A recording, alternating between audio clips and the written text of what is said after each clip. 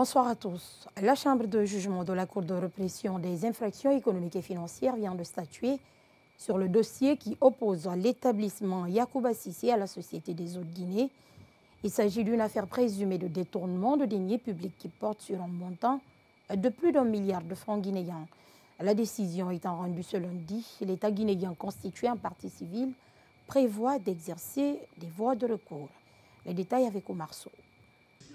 Malgré que le dossier soit mis en délibéré à date pour une comparution personnelle du prévenu, il a été constaté son absence et celle de sa défense. Cette non-présence a été dénoncée par la partie civile qui déclare que les deux auraient délibérément quitté la salle d'audience. Cependant, le ministère public a sollicité que la décision soit rendue.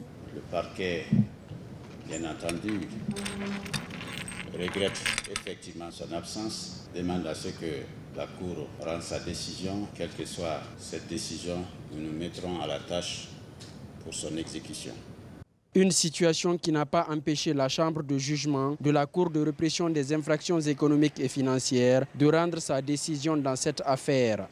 La Cour, statuant publiquement contradictoirement en matière correctionnelle et en premier ressort, après en avoir délibéré sur l'action publique, dit et juge que les faits reprochés aux établissements Yacouba Cissé, représentés par leur gérant Yacouba Cissé, ne constituent aucune infraction à la loi pénale. En conséquence, les renvois des fins de la poursuite. Sur l'action civile, reçoit la Société des Eaux de Guinée, représentée par l'agent judiciaire de l'État en sa constitution de partie civile, au fond la dépôt de ses prétentions, mais les dépend à la charge du Trésor public, le tout en application des dispositions des articles 764, 765 du Code pénal, 4, 544 alinéa 1 et 549 du Code de procédure pénale. Telle est la teneur de la décision.